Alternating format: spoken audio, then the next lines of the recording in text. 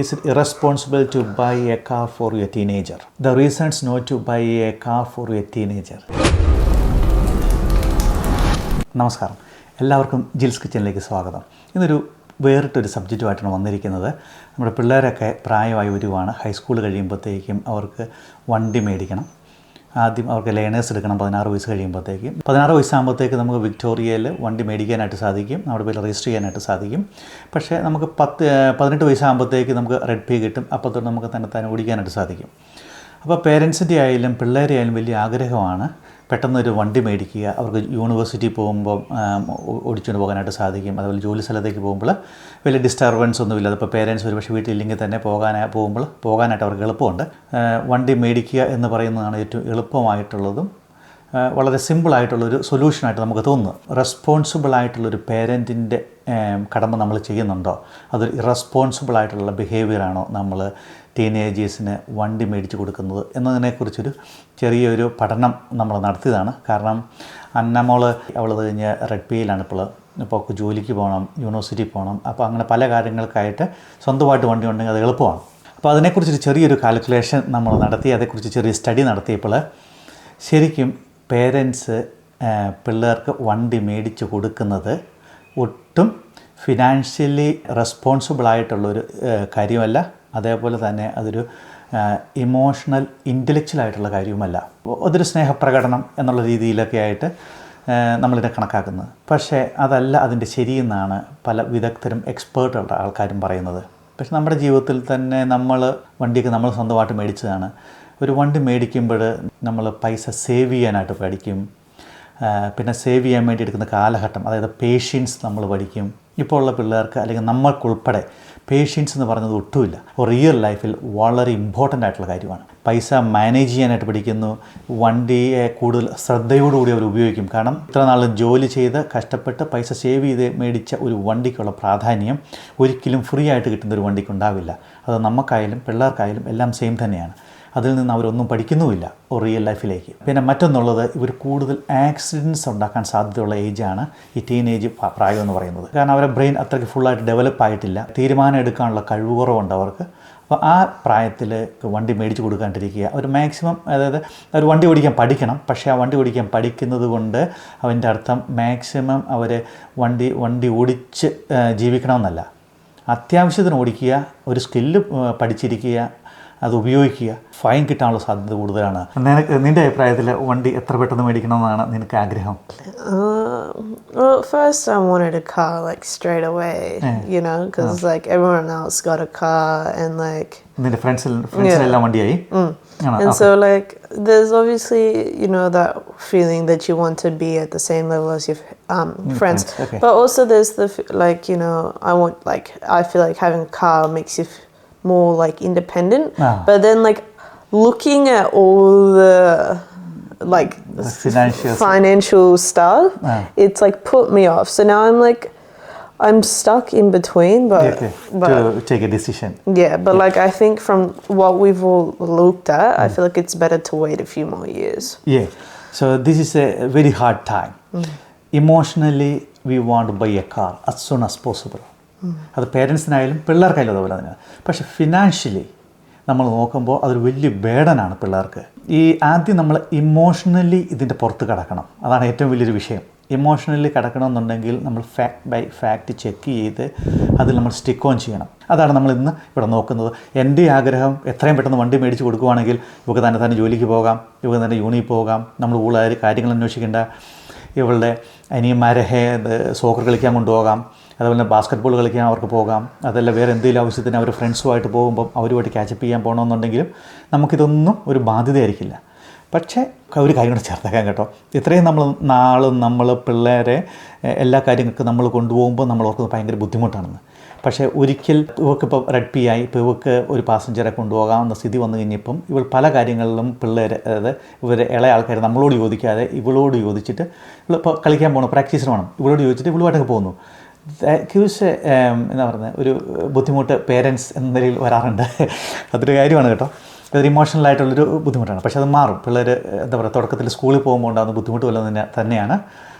ഈ കാര്യത്തിലുണ്ടാകുന്നത്. നിങ്ങൾക്ക് ഏത് വണ്ടി മേടിക്കണമെന്നാണ് ആഗ്രഹം? ഏതൊന്നും കുഴപ്പമില്ല, ഏത് വണ്ടിയായാലും കുഴപ്പമില്ല, ഒരു വണ്ടി ആയാൽ മതി.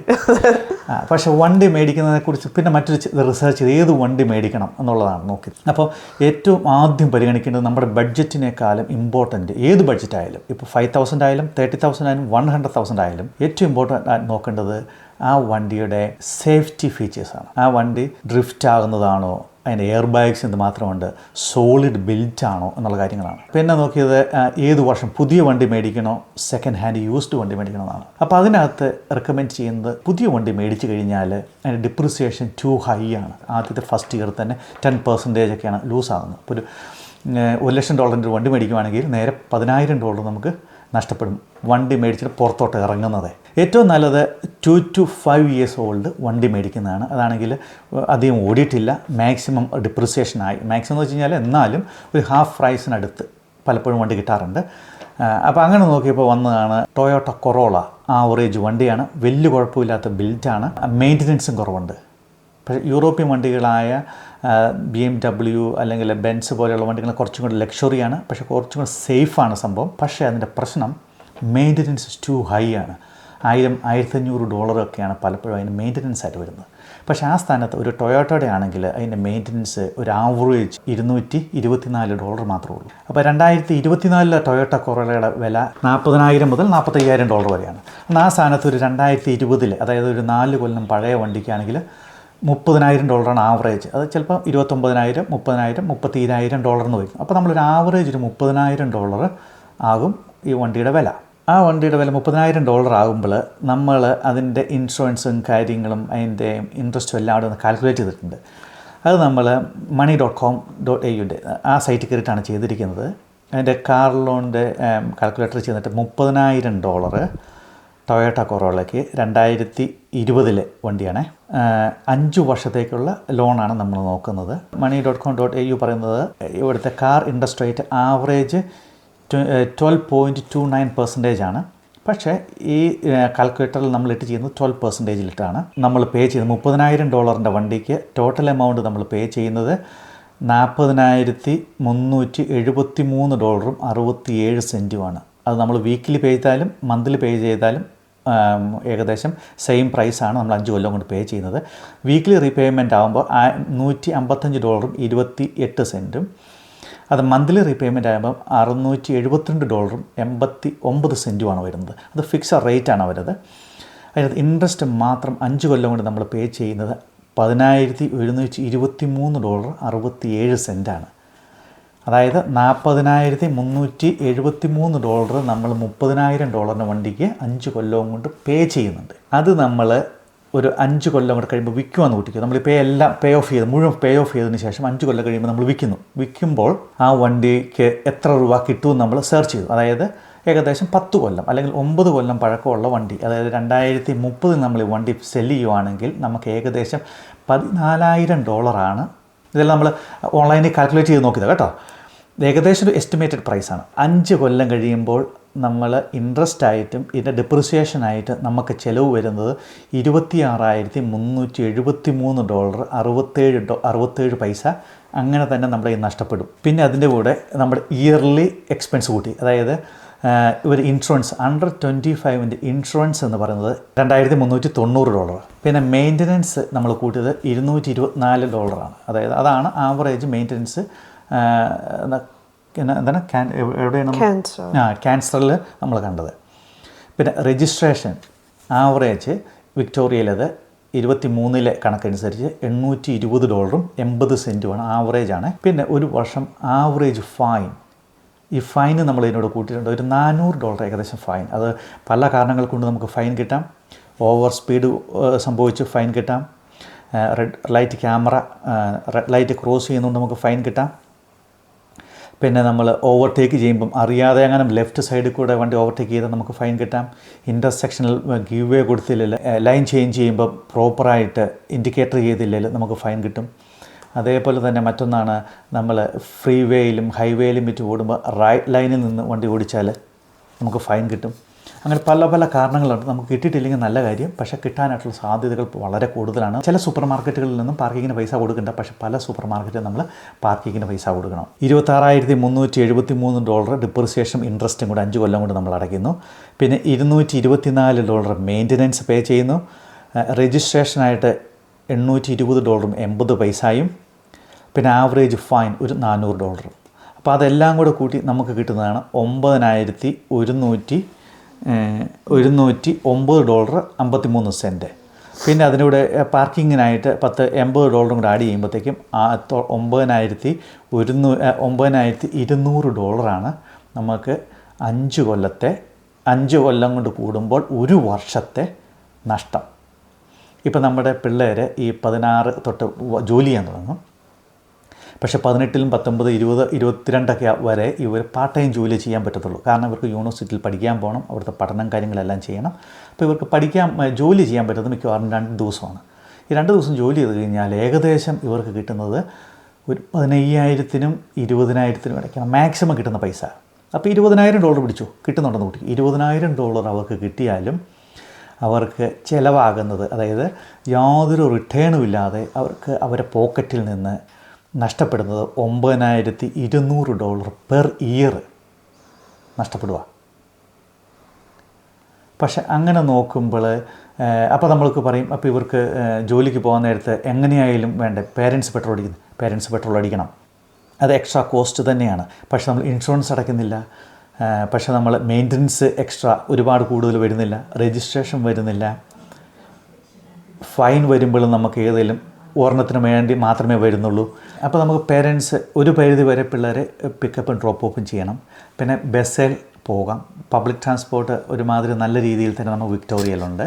അതായത് ഓസ്ട്രേലിയയിലായാലും ന്യൂസിലൻഡിലായാലും ലോകത്തിന് ഏത് ഭാഗത്തായാലും പബ്ലിക് ട്രാൻസ്പോർട്ട് ഒരു പരിധി വരെ നന്നായിട്ടുണ്ട്, ഇല്ലേ? ബസ് നീ പലപ്പോഴും ബസ്സിനല്ലേ യൂണിവേഴ്സിറ്റി പോകുന്നത്? പിന്നെ യൂണിവേഴ്സിറ്റിയിൽ നിന്ന് പിന്നെ പോകുന്നോ? ബസ്. ഇവർക്ക് യൂണിവേഴ്സിറ്റിയിൽ ചെന്ന് കഴിഞ്ഞാൽ ഒരു ക്യാമ്പസിൽ നിന്ന് കഴിഞ്ഞാൽ മറ്റൊരു ക്യാമ്പസിലേക്ക് പോകാനായിട്ട് ബസ്സുണ്ട്. അപ്പോൾ അങ്ങനെ ഇവർക്ക് പോകാം. Train, Uber. പിന്നെ ജോലിക്ക് പോകുമ്പോൾ പലപ്പോഴും ബസ് കിട്ടിയില്ലെന്ന് കൂട്ടി ലേറ്റ് ഊബർ വിളിച്ച് പോകണം. ഊബർ വിളിച്ച് പോയി അല്ലെങ്കിൽ ടാക്സി വിളിച്ച് പോയാലും ഇത്രയും പൈസ നമുക്ക് എങ്ങനെയായാലും നഷ്ടപ്പെടില്ല. ഇപ്പോൾ എക്സ്പെൻസ് എല്ലാം കൂടെ കൂടി ഒരു $2,000 ട്രാൻസ്പോർട്ടേഷൻ മാറ്റി വെച്ചാലും എന്നാലും $7,000 പിന്നെയും നമ്മൾ ഒരു വർഷം സേവ് ചെയ്യും. ഒരു 5 കൊല്ലം കൊണ്ട് 7, 5, 35,000 ഏറ്റവും കുറഞ്ഞത് നമ്മൾ സേവ് ചെയ്യും. ഈ $35,000 നമുക്ക് സേവ് ചെയ്ത് ബാങ്കിലിട്ട് വെക്കുവാണെങ്കിൽ ഇവർക്ക് ഒരു വീട് മേടിക്കാനോ അല്ലെങ്കിൽ ഒരു വണ്ടി മേടിക്കുമ്പോൾ ആ പൈസ കൊടുത്ത് ഇൻട്രസ്റ്റ് ഫ്രീ ആയിട്ടൊരു വണ്ടി മേടിക്കാനോ സാധിക്കും. അത് വലിയൊരു സേവിങ്സാണ്. ഒരിക്കലും ടീനേജേഴ്സിന് വണ്ടി മേടിച്ച് കൊടുക്കരുത്. അവർ സ്വന്തം അധ്വാനിച്ച് വണ്ടി മേടിക്കട്ടെ. അതൊരു വലിയൊരു ടീച്ചിങ്ങാണ്, റിയൽ ലൈഫ് ലേണിംഗാണ് നടക്കുന്നത്. അതിനായിട്ട് നമ്മൾ അവരെ സഹായിക്കണം. നമ്മുടെ ഇമോഷൻസൊക്കെ നമ്മൾ മാറ്റി വെക്കണം. ഇമോഷണലി നമ്മൾ ഇൻ്റലക്ച്വൽ അല്ല ഈ കാർ മേടിക്കുന്ന കാര്യത്തിൽ എങ്കിൽ നമ്മൾ നമ്മുടെ പിള്ളേരെ ശരിക്കും സ്നേഹിക്കുകയല്ല ചെയ്യുന്നത്. അതൊരു റോങ് ഡിസിഷനാണ് നമ്മളെടുക്കുന്നത് ശരിക്കും എന്നാണ് എനിക്ക് മനസ്സിലാകുന്നത്. എനിക്കായാലും വണ്ടി മേടിക്കണമെന്നാണ് ആഗ്രഹം. പക്ഷേ വണ്ടി മേടിക്കുന്നത് ഒരു മണ്ടത്തരമാണെന്ന് ഞാനിപ്പോൾ മനസ്സിലാക്കുന്നു. അതുകൊണ്ട് അന്നമോൾ പണിത് ഒരു ഫുൾ ടൈം ജോലി ആയി കഴിഞ്ഞ് കഴിഞ്ഞാൽ മേടിക്കുന്നിടത്ത് തെറ്റില്ല കേട്ടോ. കാരണം ഇവർക്കൊരു 10,000-70,000 അല്ലെങ്കിൽ $1,00,000 വരുമാനമുള്ളപ്പം ഇവർക്ക് ഇത്രയും പൈസ കളയാം. പിന്നെ അവർക്ക് 5 ദിവസം വന്നും പോവുകയും ചെയ്യുമ്പോൾ പോകണമെന്നുണ്ടെങ്കിൽ വണ്ടി വേണം. അപ്പം പല കാര്യങ്ങൾ കൊണ്ട് ഇത് നമ്മൾ കോംപ്രമൈസ് ചെയ്യും. പക്ഷേ ഫുൾ ടൈം ജോലിയില്ലാത്ത വെറും പാർട്ട് ടൈമായിട്ടും ക്യാഷ്വലായിട്ടും ജോലി ചെയ്യുന്നവർ ഒരു കാരണവശാലും വണ്ടി എടുക്കരുത്. അത് ഭയങ്കര നഷ്ടമാണ്. അസറ്റ് ക്രിയേറ്റ് ചെയ്യാനായിട്ട് ഇവരെ സഹായിക്കണം, സേവ് ചെയ്യാനായിട്ട് പഠിപ്പിക്കണം, സേവ് ചെയ്യാനായിട്ട് ഹെൽപ്പ് ചെയ്യണം എന്നുള്ളതാണ് എനിക്ക് പറയാനുള്ളത്. എനിക്ക് എന്തൊക്കെയാണ് പറയാനുള്ളത്? അതൊക്കെ തന്നെ ആണോ? അതൊക്കെ തന്നെയാണ്. അപ്പോൾ നീ ഇനി എന്നാ വണ്ടി മേടിക്കാൻ പ്ലാൻ ചെയ്യുന്നത്? എനിക്ക് ഫുൾ ടൈം ജോലി കിട്ടിയിട്ടേ ഉള്ളൂ. ഇതൊക്കെയാണ് എൻ്റെ കണ്ടുപിടുത്തങ്ങളല്ല നമ്മൾ സെർച്ച് ചെയ്തിട്ട് മനസ്സിലായത്. അതേപോലെ തന്നെ ഈ വീഡിയോ ഇഷ്ടപ്പെട്ടെങ്കിൽ ലൈക്ക് ചെയ്യണം, കമൻറ്റ് ചെയ്യണം. നിങ്ങളുടെ അഭിപ്രായങ്ങൾ തീർച്ചയായിട്ടും ഈ വീഡിയോയുടെ കമൻറ്റിൽ പറയണം. എങ്കിലേ നമുക്ക് നന്നായിട്ട് കമ്മ്യൂണിക്കേറ്റ് ചെയ്ത് ഇതിൻ്റെ തെറ്റുകൾ എനിക്കുണ്ടെങ്കിലും തിരുത്താൻ പറ്റുള്ളൂ. ഇത് ഞാൻ ഈ പറഞ്ഞ കണക്കുകളൊക്കെ ശരിയാണെന്നും നമുക്ക് അറിയാൻ പറ്റുള്ളൂ. എല്ലാവരെയും വീണ്ടും സന്ധിക്കും വരെയും വണക്കം, അല്ലേ? എല്ലാവർക്കും ഒരു നല്ല ദിവസം ആശംസിക്കുന്നു. അന്നേക്ക് അത്രയ്ക്ക് വലിയ ഹാപ്പിയാണെന്ന് എനിക്ക് തോന്നുന്നില്ല. പക്ഷേ കാരണം ഇമോഷണലി നമുക്കെല്ലാം വണ്ടി മേടിക്കണം. പക്ഷേ എന്ത് പറയാം, ഫിനാൻഷ്യലി അത് അത്രയ്ക്ക് സ്യൂട്ടബിൾ അല്ല. Spoon feeding will ruin our children's life.